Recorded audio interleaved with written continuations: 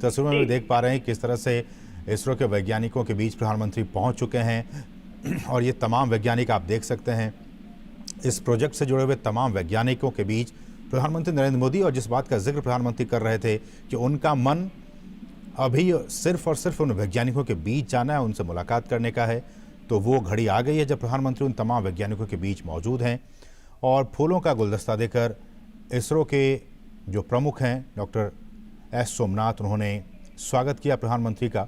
और वो आइसट्रैक में प्रधानमंत्री पहुंच चुके हैं, आइसट्रैक के तमाम वैज्ञानिक जो इस मिशन से जुड़े हुए थे और साथ साथ इसरो के कुछ पूर्व प्रमुख भी इस दौरान हम देख पा रहा हूं कि सब मौजूद हैं। और प्रधानमंत्री बधाइयां देते हुए डॉक्टर एस सोमनाथ को और तमाम वैज्ञानिकों को भी, ये एक बहुत बड़ी उपलब्धि है। आप समझ सकते हैं कि भारत ने वो कर दिखाया है जो पूरी दुनिया चाह रही थी, बड़े बड़े देश चाह रहे थे। और इस मिशन की सफलता से कुछ दिन पहले ही रूस की तरफ से भी उसी जगह पे साउथ पोल पे भी लूना 25 मिशन भेजा गया था, लेकिन वो कामयाब नहीं हो पाया। लेकिन भारत ने बहुत ही कम लागत में एक निश्चित समय अवधि में इस मिशन को कामयाब करके दिखाया है। और हम जानते हैं कि जब हमारा चंद्रयान 3 मिशन कामयाब हो रहा था उस वक्त प्रधानमंत्री जोहानिसबर्ग में थे और प्रधानमंत्री खुद भी वर्चुअली इस पूरे कार्यक्रम में शामिल हुए थे। उन्होंने उस वक्त भी वैज्ञानिकों को संबोधित किया था। और आज जबकि वो दक्षिण अफ्रीका में ब्रिक्स और ग्रीस की अपनी 2 देशों की सफल यात्रा के बाद जब पहुंचे तो बजाय दिल्ली आने के वो सीधे बेंगलुरु पहुंचे। बेंगलुरु में एयरपोर्ट पर उन्होंने वहां मौजूद हज़ारों की तादाद में लोगों को संबोधित किया। बहुत ही संक्षिप्त बातें उन्होंने वहां रखी। उन्होंने कहा कि मैं यहाँ अपनी बातें इसलिए ज़्यादा नहीं कहूँगा क्योंकि मेरा मन उन वैज्ञानिकों से मिलने के लिए आतुर हो रहा है। मैं वहाँ जाके उनसे मिलूँगा, उनसे बातें करूँगा, उनके अनुभवों को आत्मसात करूँगा, साझा करूँगा। और ये तस्वीरें, प्रधानमंत्री की वो तस्वीरें जब तमाम वैज्ञानिकों के बीच इस वक्त प्रधानमंत्री मौजूद हैं। हम जानते हैं कि चंद्रयान 3 मिशन के ज़रिए भारत ने दुनिया में इतिहास रच दिया है और इस वक्त प्रधानमंत्री इसरो परिसर में स्थित जो टेलीमेट्री, ट्रैकिंग और कमांड नेटवर्क सेंटर है, इस वक्त प्रधानमंत्री वहां पे मौजूद हैं। हमारी सहयोगी आयशा लगातार ट्रैक कर रही हैं इस पूरे कार्यक्रम को। आयशा, मैं देख पा रहा हूं कि तमाम वैज्ञानिकों के बीच जो कि इस पूरे मिशन में लगे हुए थे, उनके बीच प्रधानमंत्री हैं। उनके चेहरे पर काफ़ी खुशी और काफ़ी संतोष दिख रहा है और साथ ही साथ तमाम वैज्ञानिक भी काफ़ी खुश नजर आ रहे हैं अपने बीच पीएम को पाकर।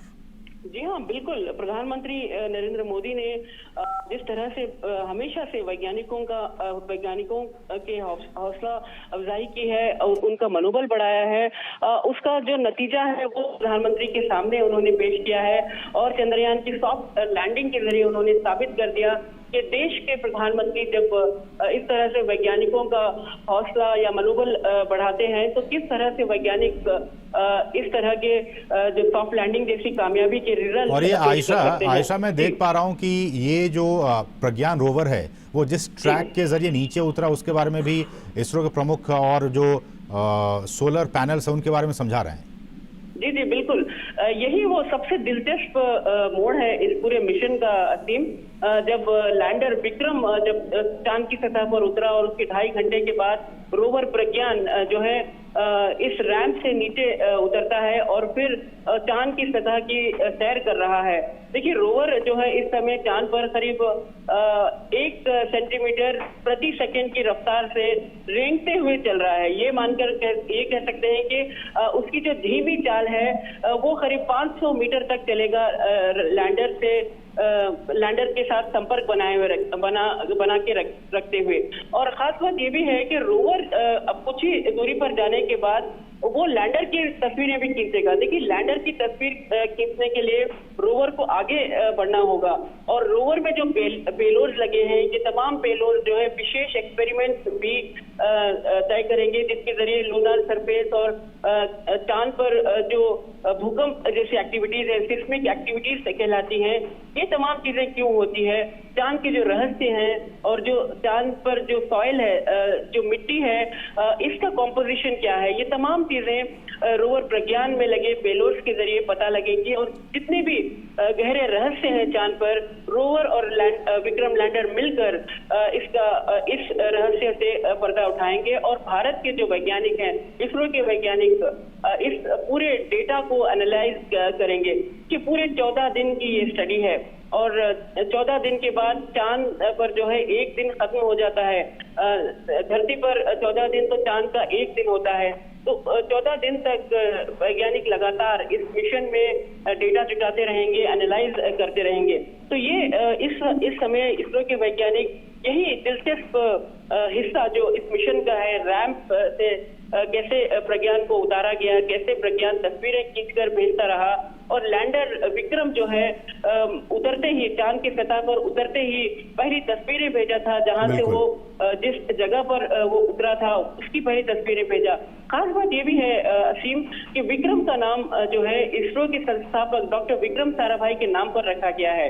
और आज डॉक्टर विक्रम साराभाई ने जो सपना देखा था भारत को स्पेस क्षेत्र में एक माइलस्टोन, एक ऊंचाई पर पहुंचाने की, वो इसरो के वैज्ञानिक आज इसे सफलतापूर्वक कर दिखा रहे हैं। और रही बात G20 की, जैसे कि हम बात कर रहे थे, प्रधानमंत्री नरेंद्र मोदी ने भारत की अध्यक्षता में G20 का जो मोटो है वसुधैव कुटुंबकम, उसको अंग्रेजी में अगर हम ट्रांसलेट करें तो वन अर्थ वन फैमिली, और इसके साथ वन स्पेस भी जोड़ दिया है। यानी एक धरती, एक कुटुंब और एक स्पेस क्षेत्र, एक अंतरिक्ष। यानी अंतरिक्ष भी वो क्षेत्र अब इस पूरे मोटो के साथ जुड़ गया है, क्योंकि अंतरिक्ष टेक्नोलॉजी मानवता की उन्नति के लिए, विकास के लिए, हर देश के विकास के, न केवल भारत बल्कि जो दूसरे देश हैं वो भी चाहते हैं कि अंतरिक्ष की टेक्नोलॉजी जो है उसका इस्तेमाल कर सकें।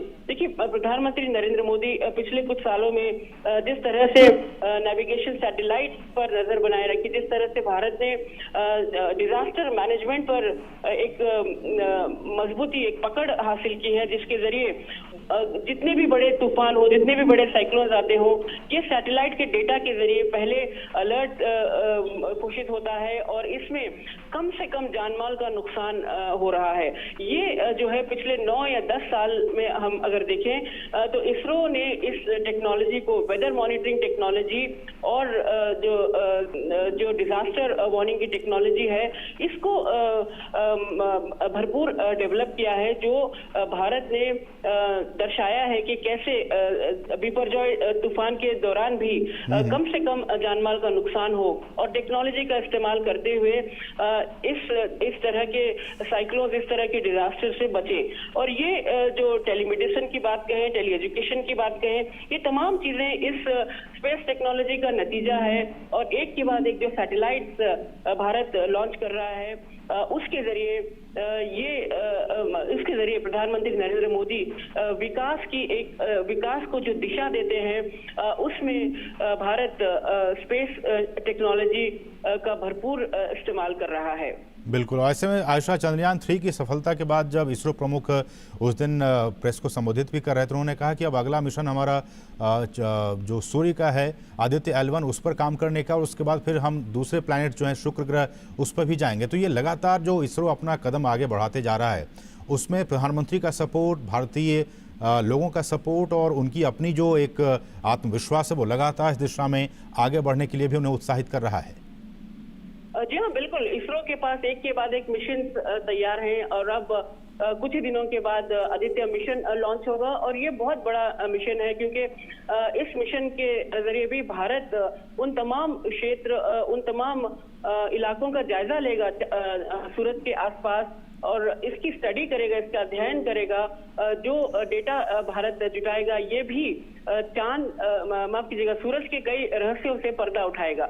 और खास बात यह है कि गगनयान मिशन, जो प्रधानमंत्री नरेंद्र मोदी के दिल के सबसे करीब है, गगनयान मिशन जो मानव मिशन है, मानव को स्पेस में भेजने का मिशन है, ये मिशन प्रधानमंत्री के लिए बहुत ही उनके दिल के करीब है। और प्रधानमंत्री नरेंद्र मोदी इस मिशन के लिए इसरो के वैज्ञानिकों को हमेशा प्रोत्साहित करते रहे हैं। और गगनयान मिशन हालांकि पूरी अपने ट्रैक पर चल रहा था, लेकिन कोविड के चलते कुछ हद तक इसकी डेडलाइन जो है उसे बदलनी पड़ी है। लेकिन इसरो के वैज्ञानिकों को इस बात का विश्वास है कि इसे अगले साल तक ये मिशन जो है ये भी तैयार हो जाएगा और भारत अपनी टेक्नोलॉजी का इस्तेमाल करते हुए, स्वदेशी टेक्नोलॉजी का इस्तेमाल करते हुए पहला भारतीय स्पेस में पहुंचेगा। देखिए, राकेश शर्मा जो है वो भारत के एस्ट्रोनॉट थे, लेकिन जो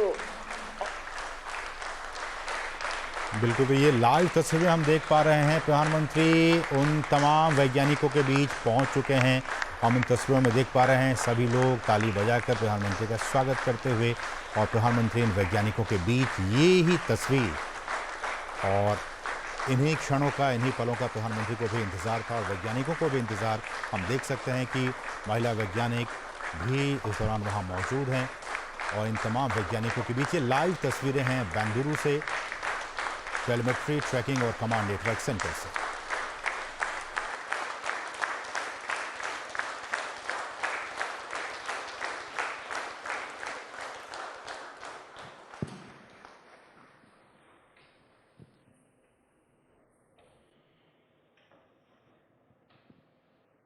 आदरणीय प्रधानमंत्री जी, आपको सुस्वागतम।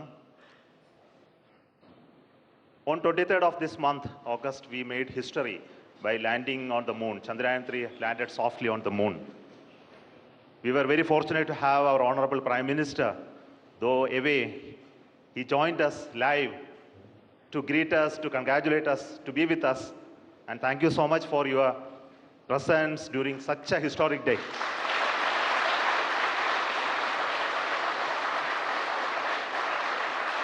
You promised us that you will come and meet us on that day, and you are here, and thank you so much for your gracious presence today amongst us. And today we look forward to your words of wisdom, your vision, your expectation from us, and for all those words we are at ears to you. Honorable प्रधानमंत्री जी, आपको मेरा स्वागत इसरो में, ये control centre में। Thank you sir.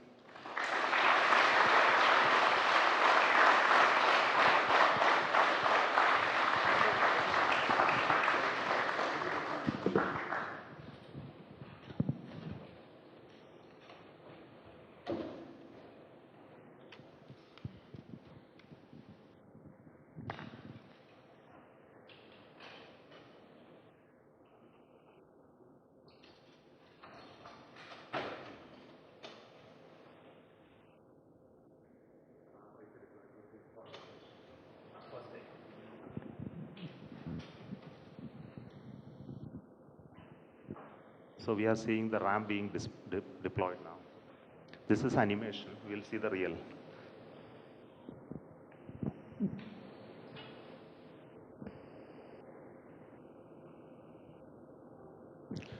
Next solar panel of the ramp of the rover Pragyan opens. Then it establishes communication with the lander. Yeah.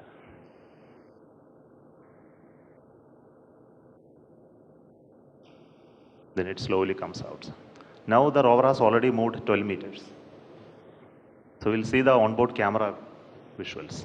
So this is a camera mounted on the side just before the ramp deployment. So what you're seeing is the deployment of the ramp with the rover mounted on that.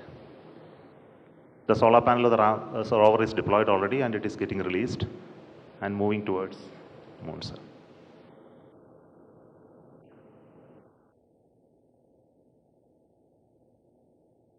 So these images take a lot of time to come to Earth because data rate and processing. So now this is the early morning image of today morning. The rover is almost out of the field of view. It will turn in the day today and look at the lander and take more pictures. Thank you.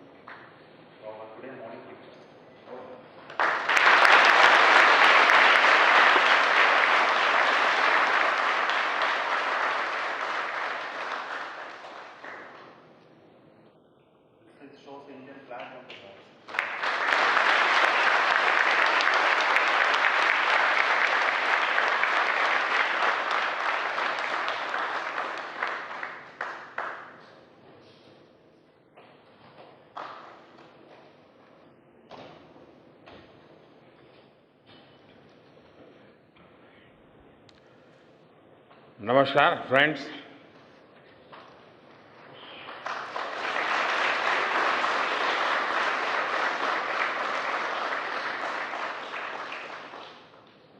आप सभी के बीच आकर आज एक अलग ही खुशी महसूस कर रहा हूं।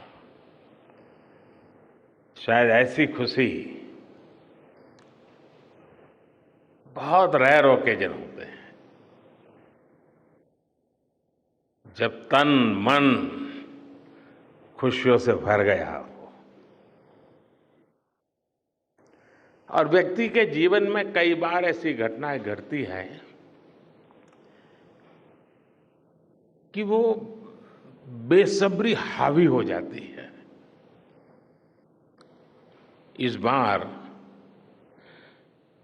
मेरे साथ भी ऐसा ही हुआ है। इतनी बेसब्री,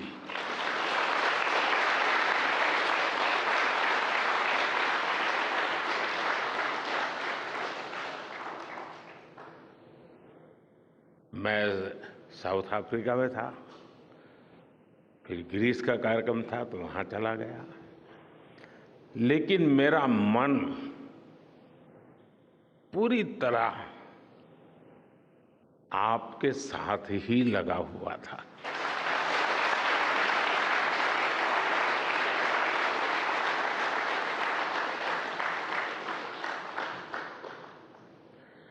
लेकिन कभी कभी लगता है कि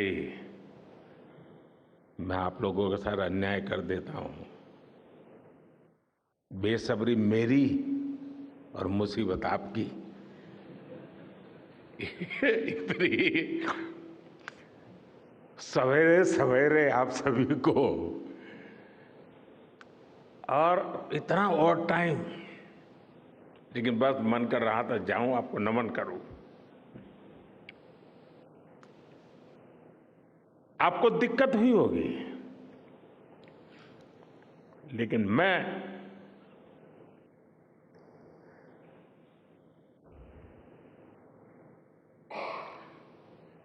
भारत में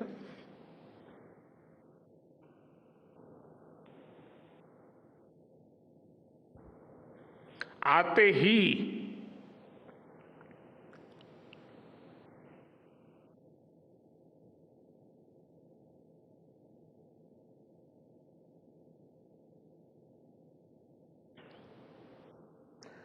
जल्द से जल्द आपके दर्शन करना चाहता था।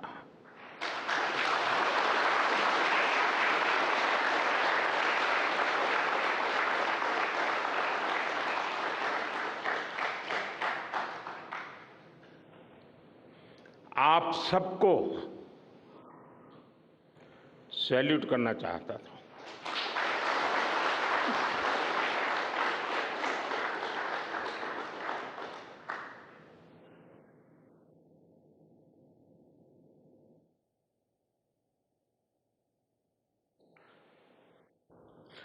सैल्यूट आपके परिश्रम को, सैल्यूट आपके धैर्य को, सैल्यूट आपकी लगन को,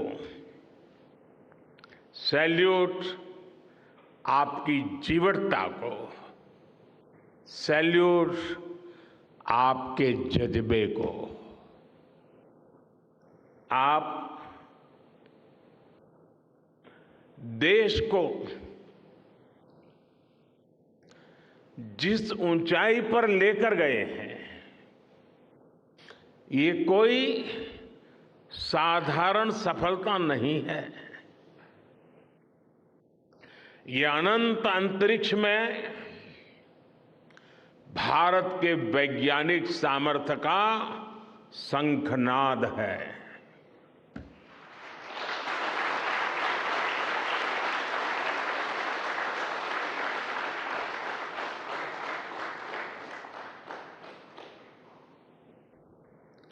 India India is on the moon.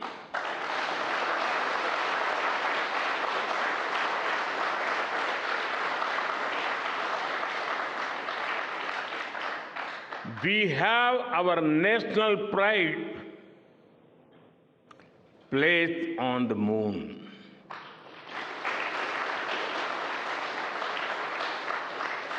हम वहां पहुंचे जहां कोई नहीं पहुंचा था।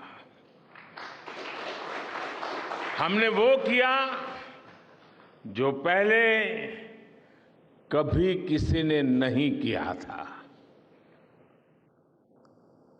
ये आज का भारत है, निर्भीक भारत, जुझारू भारत।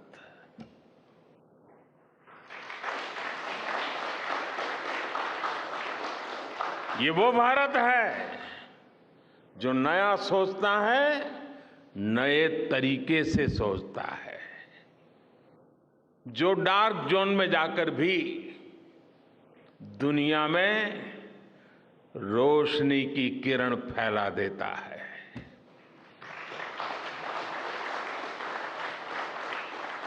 21वीं सदी में यही भारत दुनिया की बड़ी बड़ी समस्याओं का समाधान करेगा। मेरी आंखों के सामने 23 अगस्त का वो दिन, वो एक एक सेकंड बार बार घूम रहा है। जब टचडाउन कंफर्म हुआ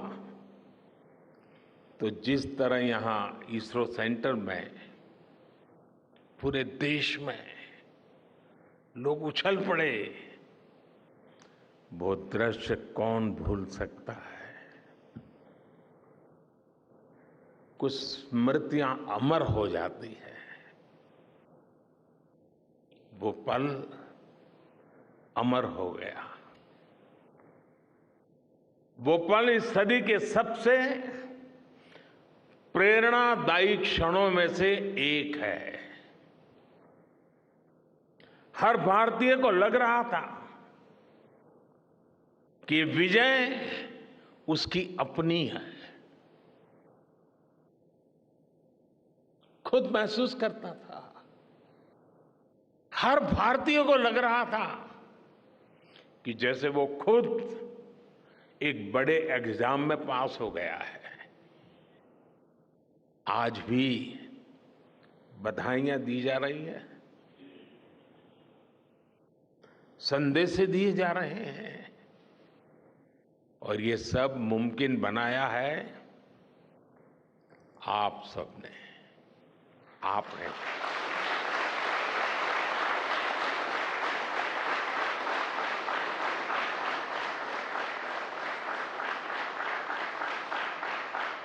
देश के मेरे वैज्ञानिकों ने ये मुमकिन बनाया है। मैं आप सबका जितना गुणगान करूं वो कम है। मैं आपकी जितनी सराहना करूं वो कम है। साथियों, मैंने वो फोटो देखी जिसमें हमारे मून लैंडर ने अंगद की तरह चंद्रमा पर मजबूती से अपना पैर जमाया हुआ है।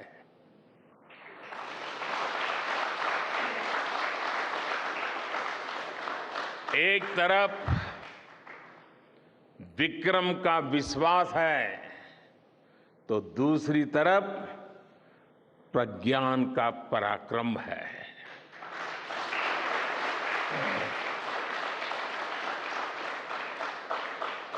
हमारा प्रज्ञान लगातार चंद्रमा पर अपने पद चिन्ह छोड़ रहा है। अलग अलग कैमरों से ली गई जो तस्वीरें अभी रिलीज हुई और मुझे देखने का सौभाग्य मिला, वो अद्भुत है।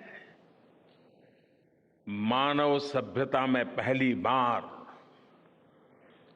धरती के लाखों साल के इतिहास में पहली बार उस स्थान की तस्वीर मानव अपनी आंखों से देख रहा है। और ये तस्वीर दुनिया को दिखाने का काम भारत ने किया है।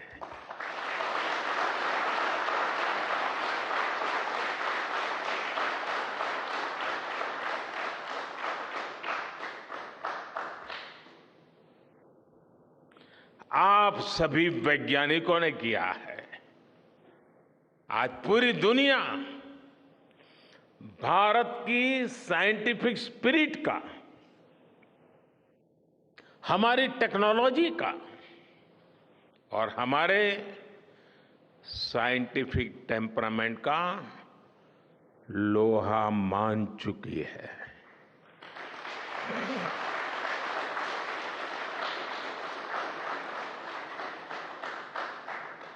चंद्रयान महाअभियान सिर्फ भारत की नहीं बल्कि पूरी मानवता की सफलता है।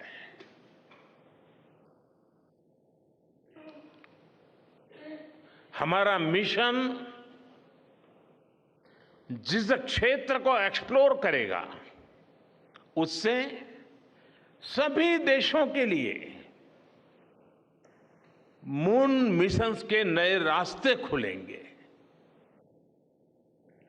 ये चांद के रहस्य को तो खोलेगा ही, साथ ही धरती की चुनौतियों के समाधान में भी मदद करेगा। आपकी इस सफलता के लिए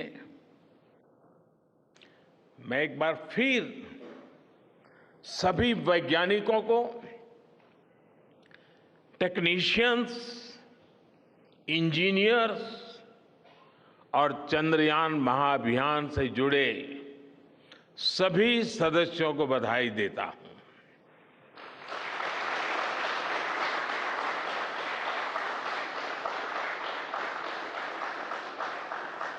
मेरे परिवारजनों, आप जानते हैं कि स्पेस मिशंस के टच डाउन पॉइंट को एक नाम दिए जाने की वैज्ञानिक परंपरा है।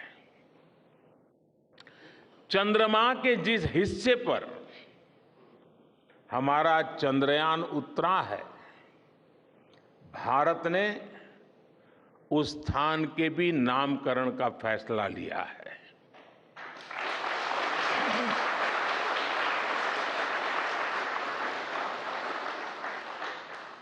जिस स्थान पर चंद्रयान 3 का मून लैंडर उतरा है, अब उस पॉइंट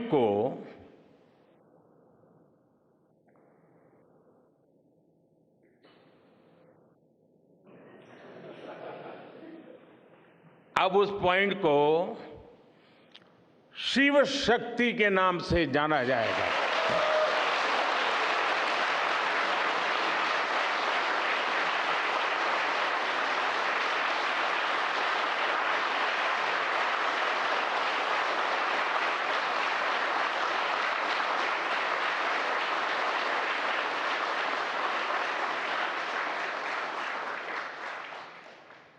शिव में मानवता के कल्याण का संकल्प समाहित है और शक्ति से हमें उन संकल्पों को पूरा करने का सामर्थ्य मिलता है। चंद्रमा का शिव शक्ति पॉइंट हिमालय से कन्याकुमारी से जुड़े होने का बोध कराता है।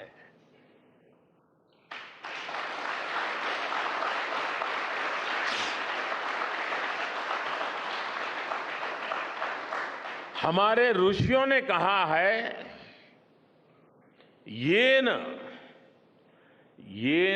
कर्माण्य पशो मनीषिणो यज्ञे कुण्वन्ति वित्तेषु धीरः यत्पूर्व यक्ष्मन्तः प्रजानां तन्मे मनः शिव संकल्पमस्तु। अर्थात जिस मन से हम कर्तव्य कर्म करते हैं, विचार और विज्ञान को गति देते हैं, और जो सबके भीतर मौजूद है, वो मन शुभ और कल्याणकारी संकल्पों से जुड़े।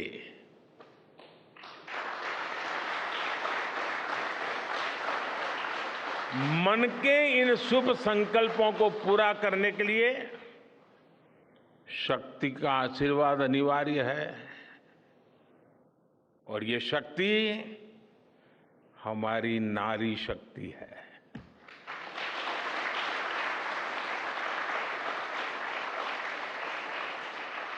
हमारी माताएं बहनें हैं। हमारे यहां कहा गया है, सृष्टि स्थिति विनाशानां शक्ति भूते सनातनी। अर्थात निर्माण से प्रलय तक पूरी सृष्टि का आधार नारी शक्ति ही है।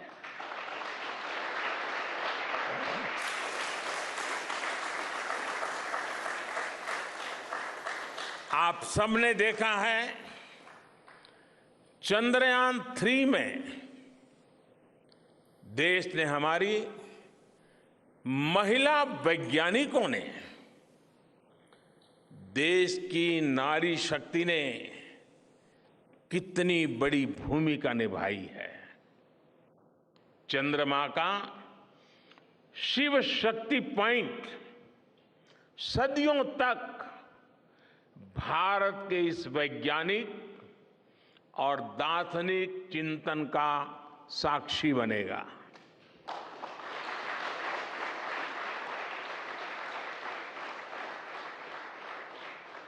ये शिव शक्ति पॉइंट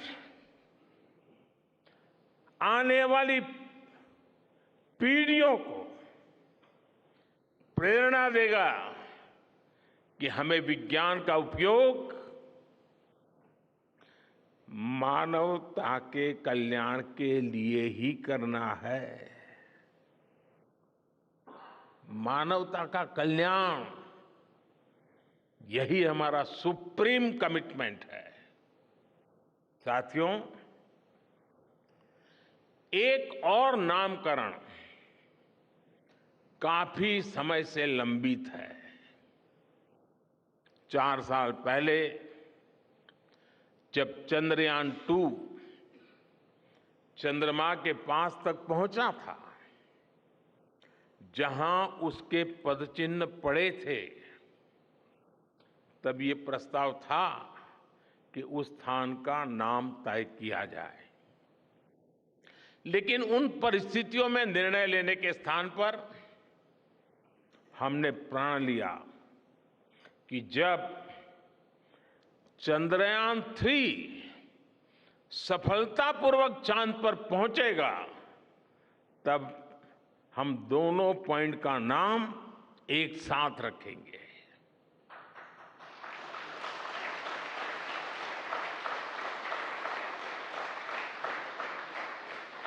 और आज मुझे लगता है कि जब हर घर तिरंगा है, जब हर मन तिरंगा है और चांद पर भी तिरंगा है, तो तिरंगा के सिवाय चंद्रयान 2 से जुड़े उस स्थान को और क्या नाम दिया जा सकता है।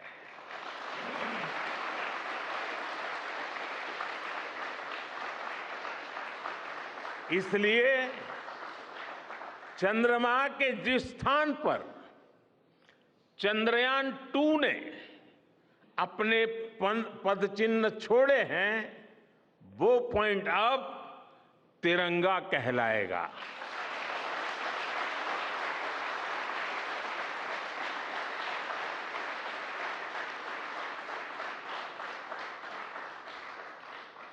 ये तिरंगा पॉइंट भारत के हर प्रयास की प्रेरणा बनेगा।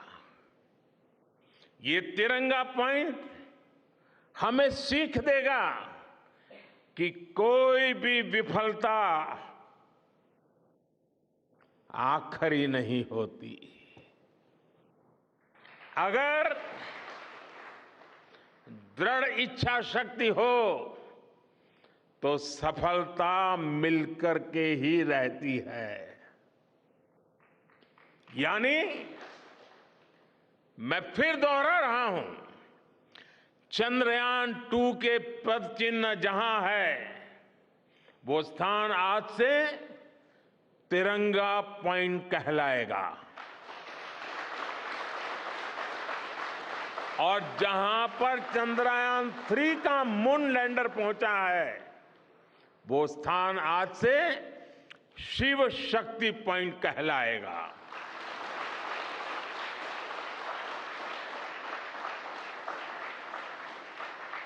साथियों, आज भारत दुनिया का चौथा ऐसा देश बन चुका है जिसने चंद्रमा की सतह को छुआ है। ये सफलता तब और अधिक बड़ी हो जाती है जब हम ये देखते हैं कि भारत ने अपनी यात्रा कहां से शुरू की थी। एक समय था जब भारत के पास जरूरी तकनीक नहीं थी, सहयोग भी नहीं था। हमारी गिनती थर्ड वर्ल्ड यानी थर्ड रॉ में खड़े देशों में होती थी। थर्ड वर्ल्ड थर्ड रॉ में खड़े हुए लोगों में होती थी। वहां से निकलकर आज भारत दुनिया की 5वीं सबसे बड़ी अर्थव्यवस्था बना है।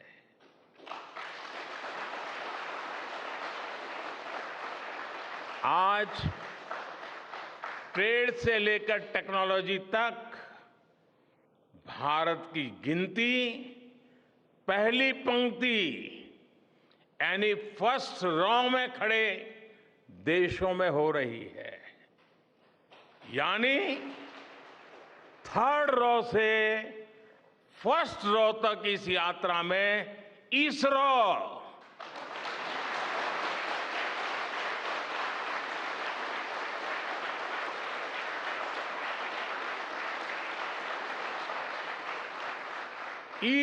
जैसी संस्थानों की बहुत बड़ी भूमिका रही है। आपने आज मेक इन इंडिया को चांद तक पहुंचा दिया है।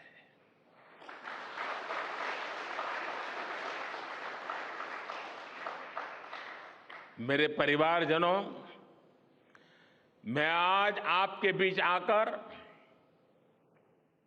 विशेष तौर पर देशवासियों को आपकी मेहनत के बारे में बताना चाहता हूं। जो मैं बातें बता रहा हूं वो आपके लिए नई नहीं है, लेकिन आपने जो किया है, जो साधना की है, वो देशवासियों को भी पता होना चाहिए। भारत के दक्षिण हिस्से से चंद्रमा के दक्षिणी ध्रुव तक चंद्रयान की ये यात्रा आसान नहीं थी। मून लैंडर की सॉफ्ट लैंडिंग सुनिश्चित करने के लिए हमारे वैज्ञानिकों ने इसरो की रिसर्च फैसिलिटी में आर्टिफिशियल मून तक बना डाला। इस आर्टिफिशियल मून पर विक्रम लैंडर को अलग अलग तरीके से सरफेस पर उतारकर उसका टेस्ट किया गया था। अब इतने सारे एग्जाम देकर हमारा मून लैंडर वहां गया है तो उसे सक्सेस मिलनी ही मिलनी थी।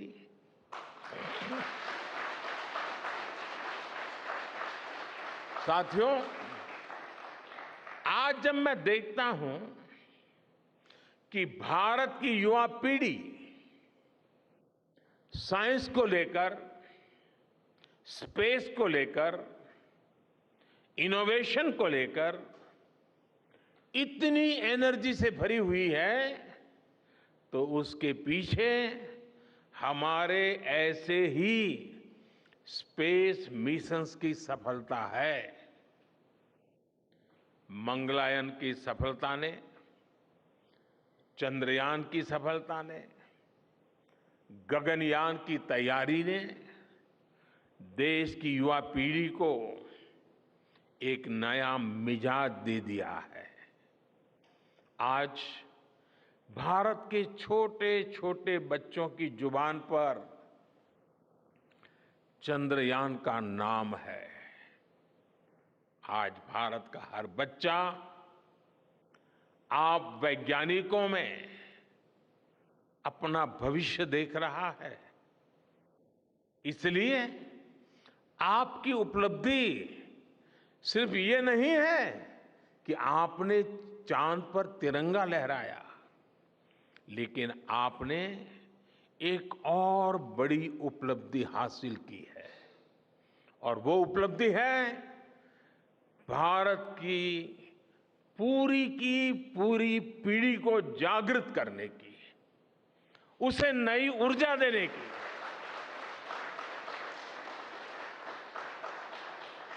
आपने एक पूरी पीढ़ी पर अपनी इस सफलता की गहरी छाप छोड़ी है। आज से कोई भी बच्चा रात में जब चंद्रमा को देखेगा तो उसको विश्वास होगा कि जिस हौसले से मेरा देश चांद पर पहुंचा है, वही हौसला, वही जज्बा उस बच्चे के भीतर भी है, उस युवा के भीतर भी है। आज आपने भारत के बच्चों में आकांक्षाओं के जो बीज बोए हैं, कल वो वट वृक्ष बनेंगे और विकसित भारत की नींव बनेंगे।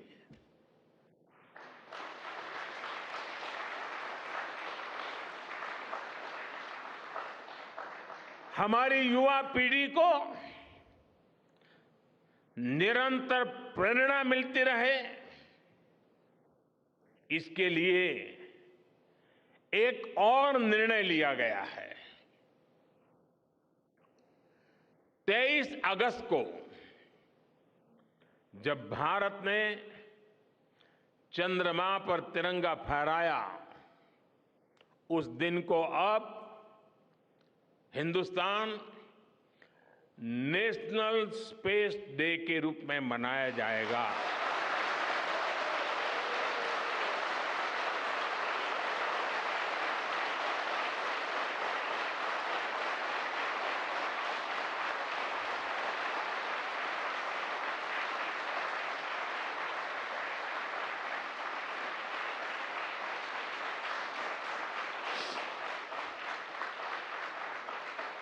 जब हर वर्ष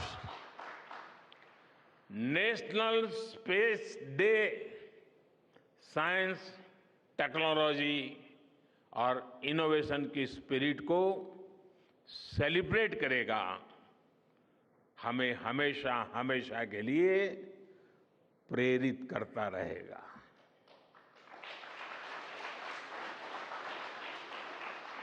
मेरे परिवारजनों, आप भी जानते हैं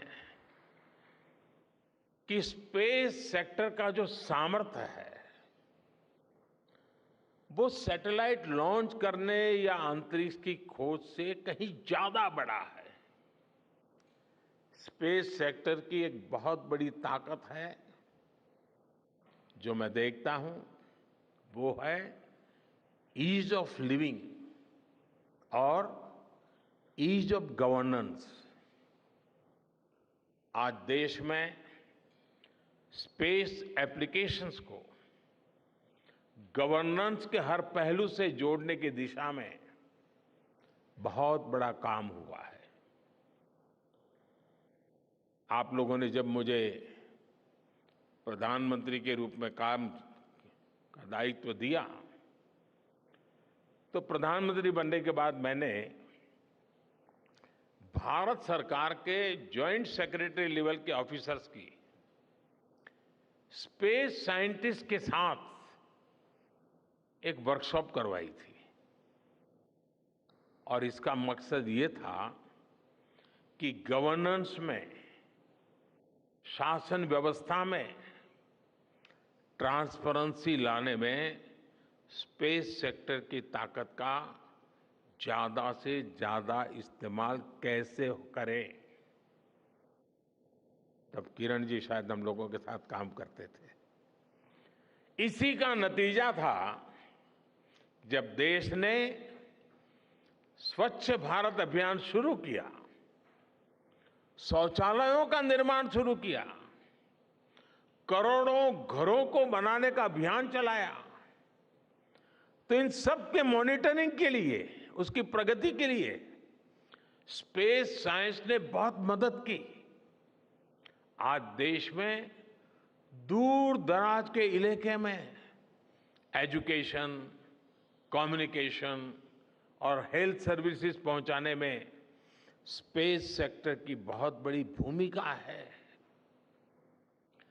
इन दिनों आजादी के अमृत महोत्सव के निमित्त जो जिले जिले में अमृत सरोवर बन रहे हैं, उसका भी टैगिंग, उसके भी मॉनिटरिंग स्पेस के द्वारा ही हो रही है। बिना स्पेस टेक्नोलॉजी के हम टेलीमेडिसिन और टेली एजुकेशन की कल्पना तक नहीं कर सकते। स्पेस साइंस ने देश के रिसोर्सेज के ऑप्टिमम यूटिलाइजेशन में भी बहुत मदद की है। हमारे देश के एग्रीकल्चर सेक्टर को ताकत देने में, मौसम का अनुमान लगाने में स्पेस सेक्टर जो मदद करता है वो देश का हर किसान जानता है। आज वो देख लेता है अपने मोबाइल पर अगले सप्ताह मौसम का क्या हाल है। देश के करोड़ों मछुआरों को आज नाविक सिस्टम से जो सटीक जानकारी मिल रही है वो भी आप ही की देन है। आज जब देश में बाढ़ आती है, कोई प्राकृतिक आपदा आती है, भूकंप आता है, तो हालात की गंभीरता का पता लगाने में आप सबसे पहले आगे आते हैं। जब साइक्लोन आता है तो हमारी सैटेलाइट्स उसका सारा रूट बताती हैं, सारी टाइमिंग बताती हैं और लोगों की जान भी बचती है, संपत्ति भी बचती है। और सिर्फ साइक्लोन के कारण जो संपत्ति बचती है ना, उसका अगर जोड़ लगा दें तो आज स्पेस का जो खर्चा है उससे वो ज्यादा हो जाता था।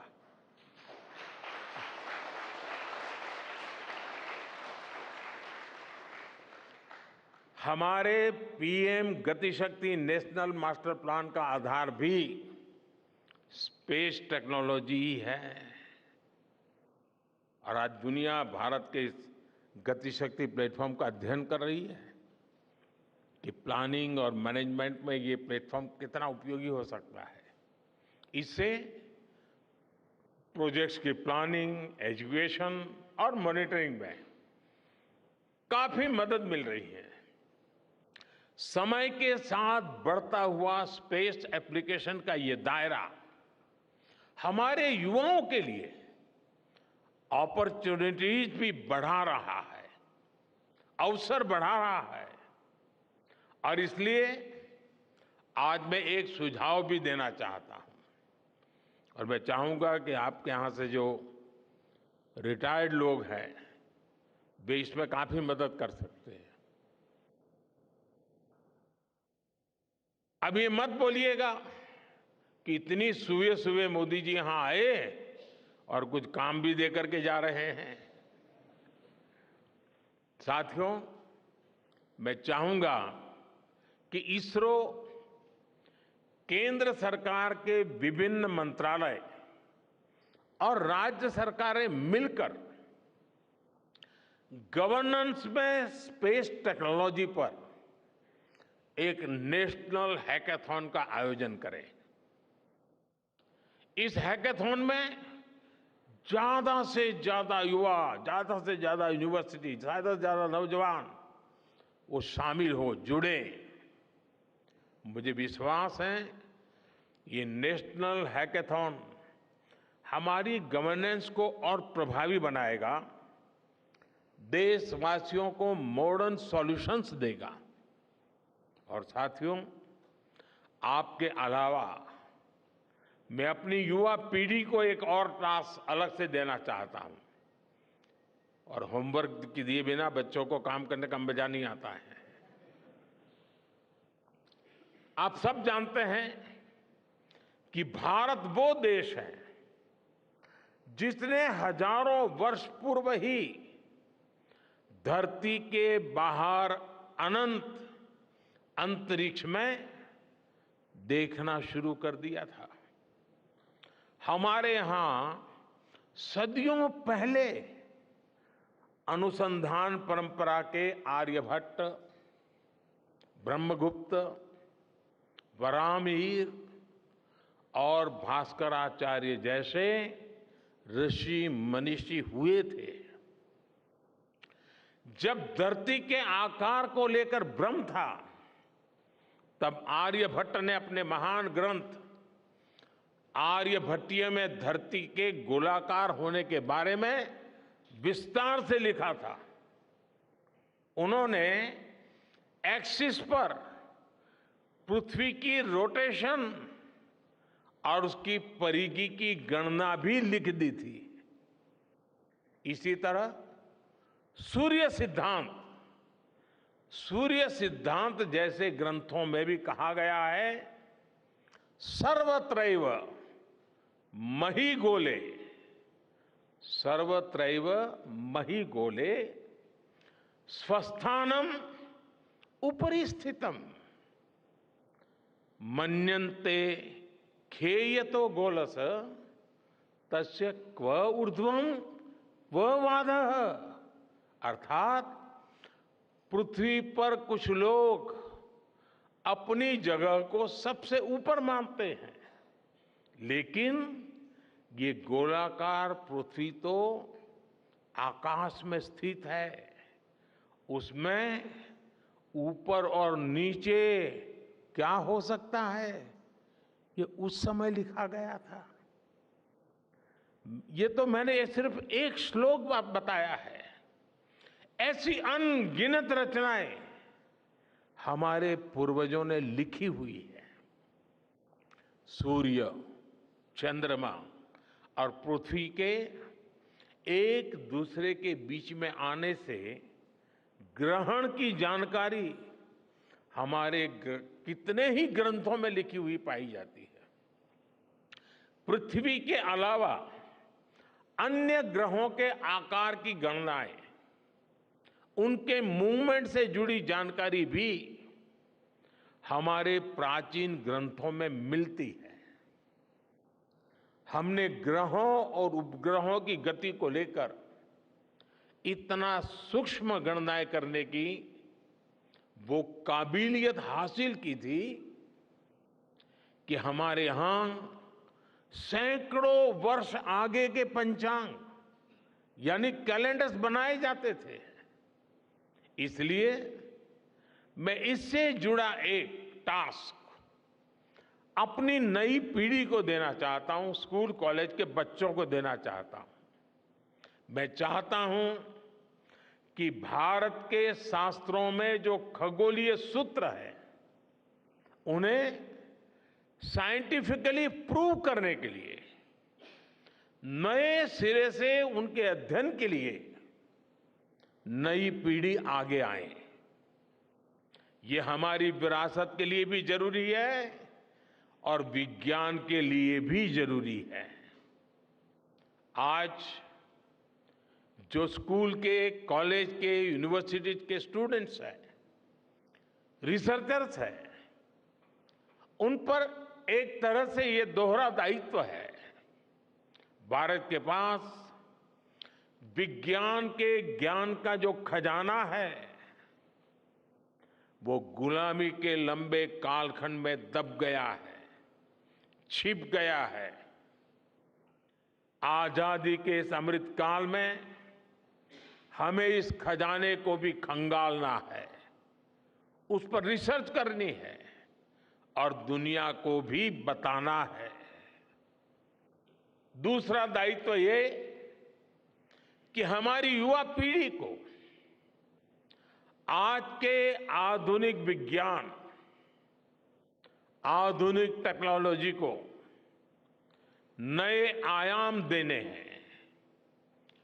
समंदर की गहराइयों से लेकर आसमान की ऊंचाई तक, आसमान की ऊंचाई से लेकर अंतरिक्ष की गहराई तक आपके लिए करने के लिए बहुत कुछ है। आप डीप अर्थ को भी देखिए और साथ ही डीप सी को भी एक्सप्लोर करिए। आप नेक्स्ट जनरेशन कंप्यूटर बनाइए और साथ ही जेनेटिक इंजीनियरिंग में भी अपना सिक्का जमाइए। भारत में आपके लिए नई संभावनाओं के द्वार लगातार खुल रहे हैं। 21वीं सदी के इस कालखंड में जो देश साइंस और टेक्नोलॉजी में बढ़त बना ले जाएगा, वो देश सबसे आगे बढ़ जाएगा। साथियों, आज बड़े बड़े एक्सपर्ट्स कह रहे हैं कि अगले कुछ वर्षों में भारत की स्पेस इंडस्ट्री $8 बिलियन से बढ़कर $16 बिलियन की हो जाएगी। सरकार भी इस बात की गंभीरता को समझते हुए स्पेस सेक्टर में लगातार रिफॉर्म कर रही है। हमारे युवा भी कमर कसकर तैयार है। आपको जानकर सुखद आश्चर्य होगा कि पिछले 4 साल में स्पेस सेक्टर में काम करने वाले स्टार्टअप्स की संख्या 4 से बढ़कर करीब करीब 150 हो गई है। हम कल्पना कर सकते हैं कि अनंत आकाश में कितनी अनंत संभावनाएं भारत का इंतजार कर रही हैं। वैसे कुछ दिन बाद 1 सितंबर से MyGov हमारे चंद्रयान मिशन को लेकर बहुत बड़ा क्विज कंपटीशन लॉन्च करने वाला है। हमारे देश के स्टूडेंट्स इससे भी शुरुआत कर सकते हैं। मैं देश भर के स्टूडेंट से आग्रह करूंगा कि आप सभी बड़ी संख्या में इससे जुड़े। मेरे परिवारजनों, देश की भावी पीढ़ी को आपका मार्गदर्शन बहुत आवश्यक है। आप जो इतने सारे इंपॉर्टेंट मिशंस पर काम कर रहे हैं, वो आने वाली पीढ़ी ही आगे ले जाने वाली है। आप उन सभी के रोल मॉडल हैं। आपकी रिसर्च और आपकी वर्षों की तपस्या, मेहनत ने साबित किया है कि आप जो ठान लेते हैं वो आप करके दिखाते हैं। देश के लोगों का विश्वास आप पर है। और विश्वास कमाना छोटी बात नहीं होती है दोस्तों। आपने अपनी तपस्या से विश्वास कमाया है।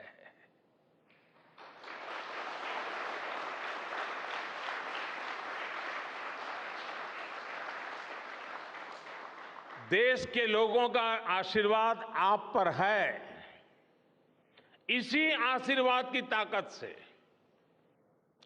देश के प्रति इसी समर्पण भाव से भारत साइंस एंड टेक्नोलॉजी में ग्लोबल लीडर बनेगा। और मैं आपके बीच बड़े विश्वास के साथ बताता हूं, इनोवेशन की हमारी यही स्पिरिट ही 2047 में विकसित भारत के सपने को साकार करेगी। इसी विश्वास के साथ मैं फिर एक बार आप सबके दर्शन करके पावन हुआ हूं। देशवासी गौरव से भरे हुए हैं।